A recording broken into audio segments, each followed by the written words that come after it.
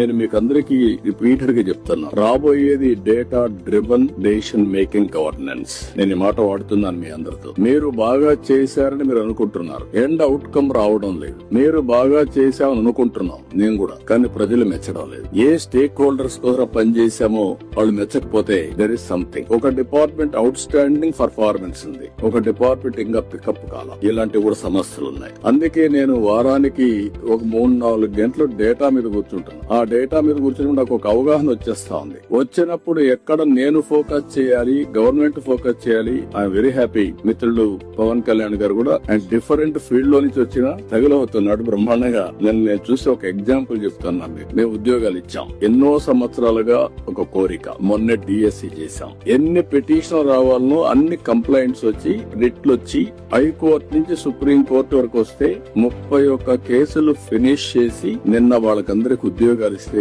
ఎంత హ్యాపీగా ఫీల్ అయ్యారంటే హిస్టారికల్ మీటింగ్ అనిపించింది. అంత మునుపు డిఎస్సి పెట్టాం, దానికి ఇదే అన్ని రిట్లేసి గందరగోళం చేస్తే అన్ని కూడా క్లియర్ చేయించాం. అక్కడికి వచ్చినప్పుడు డిప్యూటీ సీఎం గారు కూడా ఒక కానిస్టేబుల్, మీరు గుర్తుపెట్టుకోవాలి, మమ్మల్ని ఒక రిక్వెస్ట్ అడిగాడు. సార్ నాకు ఉద్యోగం వచ్చింది, హ్యాపీ, మా ఊరికి రోడ్ లేదు, ఆ రోడ్డు చేస్తానని అడిగాడు బాబురావు. నేను డిప్యూటీ సీఎం గారు అక్కడే ఉన్నారు కాబట్టి, పంచాయతీరాజ్ డిపార్ట్మెంట్ వారిదే కాబట్టి నేను చెప్పాను. వారు అక్కడి నుంచి డిపార్ట్మెంట్ కి మెసేజ్ ఇచ్చి దానికి 3.9 crores కాస్ట్ అవుతుందని చెప్పి ఎస్టిమేట్ తీసుకొచ్చి మీటింగ్ లోనే అనౌన్స్ చేశాం. That is the response. మీరు గుర్తుపెట్టుకోవాలి, బాధ్యత కలిగిన ప్రభుత్వం అంటే